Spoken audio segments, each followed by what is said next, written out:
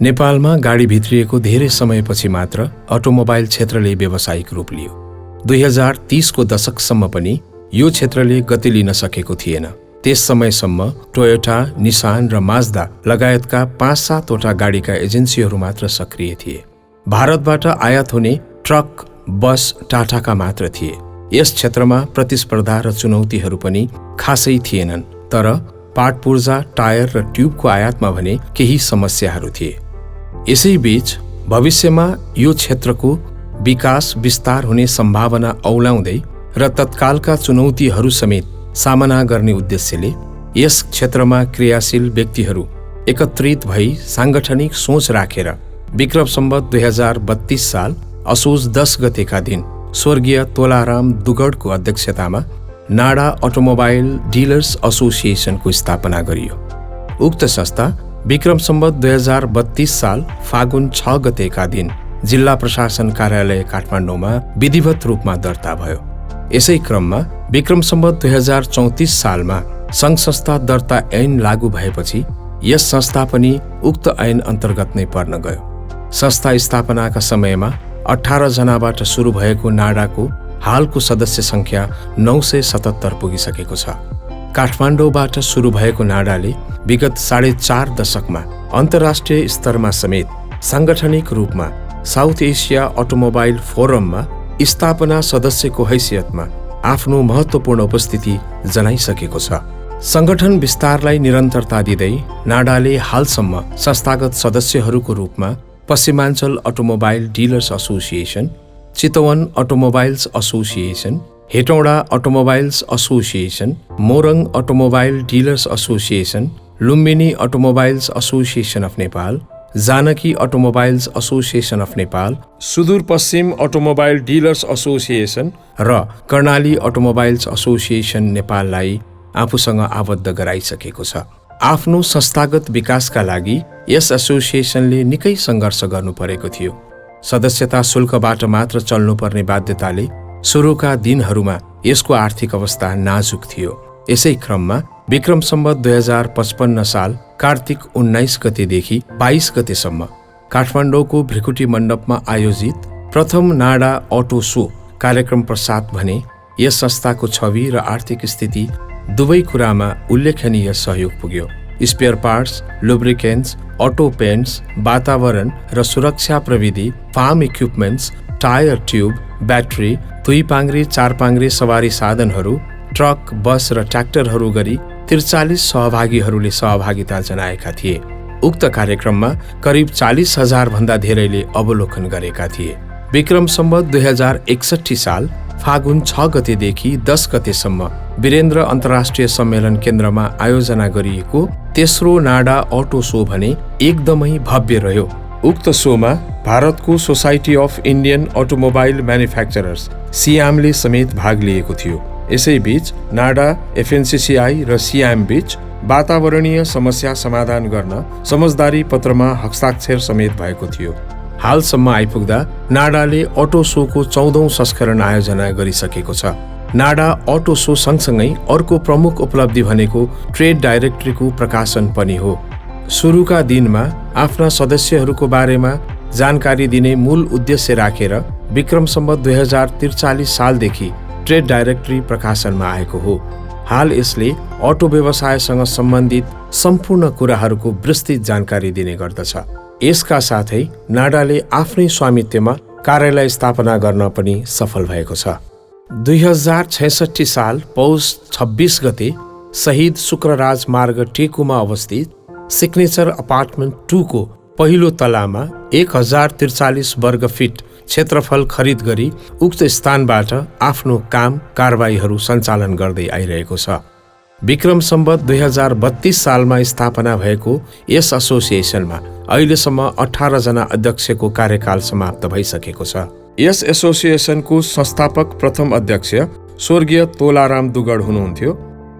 यसै गरी दोस्रो अध्यक्ष स्वर्गीय मोहन गोपाल खेतान, तेस्रो अध्यक्ष स्वर्गीय गौरी शङ्कर मोर र क्रमशः चौथो अध्यक्ष डाक्टर रूपज्योति, पाँचौं अध्यक्ष स्वर्गीय दिवाकर विक्रम राणा, छैठौं अध्यक्ष स्वर्गीय उदय शमशेर थापा, सातौं अध्यक्ष पद्मज्योति, आठौं अध्यक्ष किरण वैद्य, 9औं अध्यक्ष श्रीनिवास वीर सिंह, 10औं अध्यक्ष लोकमान्य गोल्छा, 11औं अध्यक्ष रोहिणी थपलिया, 12औं अध्यक्ष स्वर्गीय हिक्मत बहादुर माली, 13औं अध्यक्ष सुनिल खेतान, 14औं अध्यक्ष स्वर्गीय शौर्य एस.जे.बी. राणा, 15औं अध्यक्ष सौरभ ज्योति, 16औं अध्यक्ष शेखर गोल्छा, 17औं अध्यक्ष अञ्जन श्रेष्ठ र 18औं अध्यक्ष शम्भु प्रसाद दाहालले आफ्नो कार्यकाल सफलतापूर्वक सम्पन्न गरिसक्नु भएको छ। हाल 19औं अध्यक्षको रूपमा कृष्णप्रसाद दुलालज्यूको अध्यक्षतामा संस्था अघि बढिरहेको छ। यस संस्था सामाजिक उत्तरदायित्व वहन गर्न सधैँ अग्रसर रहेको छ। यस संस्थाले आफ्नो स्थापना कालदेखि नै विभिन्न किसिमका सहायता र सहयोगहरू गर्दै आइरहेको छ। यसै क्रममा विक्रम सम्वत 2045-46 सालको जनआन्दोलनमा शहीद भएका परिवारहरूका लागि सहयोग स्वरूप शहीद कल्याण कोषलाई रु 50,229 आर्थिक सहयोग, विक्रम सम्वत 2050 सालमा प्रधानमन्त्री दैवी प्रकोप उद्धार कोषमा रु 1,16,553 आर्थिक सहयोग, विक्रम सम्वत 2072 सालमा आएको महाभूकम्पबाट प्रभावित व्यक्ति तथा परिवारहरूलाई नेपाल उद्योग वाणिज्य महासंघद्वारा गठित भूकम्प पीडित राहत कोषमा जम्मा हुने गरी रु 5 लाख आर्थिक सहयोग, विक्रम सम्वत 2074 सालमा पूर्वी नेपालमा आएको बाढीले प्रभावित भएका व्यक्तिहरूलाई सहायता स्वरूप नेपाल उद्योग वाणिज्य महासंघ मार्फत रु 10 लाख आर्थिक सहयोग गरेको थियो। नाडा अटो सो 2018मा रक्तदान कार्यक्रम पनि सम्पन्न गरेको थियो। विक्रम सम्वत 2075 सालदेखि हालसम्म प्रत्येक दशैं तिहारको अवसरमा यात्रुहरूको सहजताका लागि यातायात व्यवस्था विभागसँगको सहकार्यमा राजधानीका विभिन्न स्थानहरूमा यात्रु सहायता कक्ष स्थापना गर्दै आइरहेको छ। यसै गरी प्रत्येक वर्ष उत्कृष्ट ट्राफिक व्यवस्थापन गर्ने राजधानी भित्रका 3 जना ट्राफिक प्रहरीहरूलाई नगद पुरस्कार सहित कदरपत्र प्रदान गर्दै आइरहेको छ। यसै गरी विभिन्न समयमा महानगरीय ट्राफिक प्रहरीहरूलाई मोटरसाइकल सहयोग, सडक सुरक्षाका विषयमा जनचेतना जगाउने उद्देश्यले सरोकारवाला निकायहरूसँग विभिन्न किसिमका अन्तर्क्रिया गोष्ठीहरू, चेपाङ जातिको संरक्षण र विकासका लागि खोलिएको गामबेसी चेपाङ संरक्षण केन्द्रलाई रु 25,000 आर्थिक सहयोग, नेपालमा पहिलो पटक गाडी बोकेर राजधानी ल्याउने मध्येका धनबहादुर गोलेको निधनमा उनको परिवारलाई रु 50,000 आर्थिक सहयोग, नेपाल उद्योग वाणिज्य महासंघले स्थापना गरेको जनआन्दोलन पीडित अक्षय कोषमा रु 25,000 आर्थिक सहयोग लगायतका विभिन्न सहयोग कार्यहरू निरन्तर रूपमा गर्दै आइरहेको छ। साथै अटोमोबाइलसँग सम्बन्धित व्यवसायीहरूलाई कर, भन्सार एवं VCTS प्रणालीमा जानकारी दिने उद्देश्यले हरेक वर्ष नेपाल सरकारको भन्सार एवं राजस्व विभागको सहयोगमा तालिमको आयोजना गर्दै आइरहेको छ। नाडा अटोमोबाइल एसोसिएसन अफ नेपालले विभिन्न किसिमबाट अटो क्षेत्रमा पुर्याएको योगदान, सामाजिक उत्तरदायित्व र समन्वयकारी भूमिकामा गरेको योगदान र उत्कृष्ट कार्य सम्पादन सफल भएकोले गर्दा नेपाल सरकार र अन्य सङ्घ संस्थाहरू मार्फत सम्मान पत्र र कदर पत्रहरूद्वारा सम्मानित हुँदै आएको छ। विक्रम सम्वत 2048 साल श्रावण 30 गतेका दिन महासंघको 25औं वार्षिक साधारण सभाको अवसरमा व्यावसायिक हक हितको संरक्षण एवं सामाजिक दायित्व समेत निर्वाह गर्दै यसको विकास, विस्तार र प्रवर्धनका निम्ति गहन भूमिकाका लागि तत्कालीन अध्यक्ष श्री दिवाकर विक्रम राणालाई सम्मानित गरेको थियो। यसै गरी विक्रम सम्वत 2067 साल चैत 28 गतेका दिन नेपाल उद्योग वाणिज्य महासंघको 45औं वार्षिक साधारण सभा तथा उद्योग दिवसको अवसरमा उद्योग व्यापार व्यवसायको प्रवर्धन र विकासमा महत्त्वपूर्ण योगदान पुर्याए बापत कदर स्वरूप सम्मान प्रदान गरेको थियो। यस संस्थालाई 62औं चेम्बर दिवस 2071 को अवसरमा नेपाल चेम्बर अफ कमर्सले आर्थिक विकासमा निजी क्षेत्रको योगदानको कदर गर्दै विशेष सम्मान प्रदान गरेको थियो। विक्रम सम्वत 2074 चैत 18 गतेका दिन काठमाडौँमा सम्पन्न नेपाल उद्योग वाणिज्य महासंघको 52औं वार्षिक साधारण सभामा व्यापार प्रवर्धनको क्षेत्रमा उत्कृष्ट कार्य सम्पादन गरी प्रथम स्थान हासिल गर्न सफल भएकोमा कदर स्वरूप सम्मान पत्र प्राप्त गरेको थियो। सोही अवसरमा in acknowledgement and appreciation for your generous support to the FNCCI flood landslide victim relief campaign 2017ले समेत सम्मान गरेको थियो।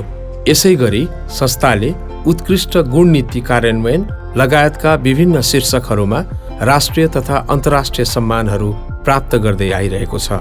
उद्योग वाणिज्य महासङ्घको वस्तुगत संस्थाहरूमध्ये नाडा एउटा उत्कृष्ट संस्थाको रूपमा स्थापित भएको छ र यसले धेरै पहिला पनि वस्तुगत संस्थाहरूमा सर्वश्रेष्ठ वस्तुगत संस्थाको प्रतियोगितामा उनीहरूले पुरस्कृत पनि भइसक्नु भएको छ र सबैभन्दा खास कुरा नाडाले यो देशको नाडा र नाडाका मेम्बर्सहरूले यो देशको अर्थतन्त्रमा गरेको कन्ट्रिब्युसन नै हो। किनभने झन्डै 35 देखि 40% राजस्व कुनै न कुनै तरिकाले अटोमोटिभ सेक्टरसँग रिलेटेड रहेको छ। त्यसैले गर्दाखेरि नाडाको महत्त्व पनि अत्याधिक रहेको छ र रोजगारीको हिसाबले पनि हेर्ने हो भने अप्रत्यक्ष रूपमा हेर्ने हो भने यसले लाखौं व्यक्तिलाई रोजगारी दिएको छ। किनभने हामी ड्राइभर, वर्कसपमा काम गर्ने कामदारहरू लगायत अन्य यस व्यवसायसँग जोडिएका सबै श्रमिकहरूको कुरा गर्ने हो भने यो लाखौंमा यो नम्बर आउँछ। त्यसैले गर्दाखेरि यो क्षेत्र एकदमै जरुरी र एकदमै महत्त्वपूर्ण रहेको छ र कुनै पनि अर्थतन्त्रमा त्यो अर्थतन्त्रलाई चलायमान बनाउनको लागि अटोमोटिभ सेक्टर बलियो हुनुपर्छ र म आशा गर्दछु कि आउने समयमा नाडाले अटोमोटिभ सेक्टरलाई अझ सशक्त विकासको लागि काम गर्नेछ। धन्यवाद। NADA automobile association of Nepal ISO certified संस्थाको रूपमा अगाडि बढिरहेको छ। यस नाडा अटोमोबाइल एसोसिएसन अफ नेपालले अटो क्षेत्रको विकास, विस्तार र समन्वयकारी भूमिका निर्वाह गर्दै देशको आर्थिक विकासमा महत्त्वपूर्ण योगदान पुर्याउँदै आएको छ। साथै यस संस्थासँग आबद्ध विभिन्न सङ्घ संस्था तथा व्यक्तिहरू विभिन्न समयमा व्यक्तिगत तथा संस्थागत रूपमा राष्ट्रिय कर दिवसको अवसरमा आयकर तिर्नेमा पहिलो नम्बरमा पर्न सफल भएका छन्। नाडा करिब 4.5 दशक अगाडि हाम्रा पूर्व अध्यक्षज्यूहरूले अटोमोबाइल व्यवसायीको हक हित संरक्षण गर्न र सरकारलाई अर्थतन्त्रमा टेवा पुर्याउने उद्देश्यले स्थापना गरिएको नाडा अटोमोबाइल एसोसिएसन अफ नेपालले आज झन्डै 45 वर्ष पुगेको छ। नाडा आज देशभरि पुगेको छ। सबै 7वटा प्रदेशमा संस्थागत सदस्यहरूको माध्यमबाट देशभरिका अटोमोबाइल व्यवसायीहरूलाई समेट्ने प्रयास नाडाले गर्दैछ। नाडाले सामाजिक उत्तरदायित्व अन्तर्गत ट्राफिक व्यवस्थापन, सडक दुर्घटना कसरी कम गर्न सकिन्छ भन्ने क्षेत्रमा पनि काम गरिरहेको छ। नाडाले यो बाहेक पनि नीतिगत रूपमा अटोमोबाइल व्यवसायीहरूलाई परेका अप्ठ्याराहरू फुकाउनको लागि नीतिगत रूपमा सरकारसँग बसेर एउटा पुलको काम गर्ने काम गरिरहेको छ र समग्र नाडाको उद्देश्य देशलाई, अर्थतन्त्रलाई टेवा पुर्याउने प्रयत्न र व्यावसायिक समधुर वातावरण बनाउने प्रयत्न यो नाडाले गरि नै रहनेछ। धन्यवाद। NADA automobile association of Nepal auto क्षेत्रसँग आबद्ध सबै व्यक्ति, संस्था र नेपाल सरकारका विभिन्न निकायहरूसँग सधैँ हातेमालो गर्दै समग्र मुलुकको विकास, विस्तारमा निरन्तर अघि बढिरहने प्रतिबद्धता व्यक्त गर्दछ।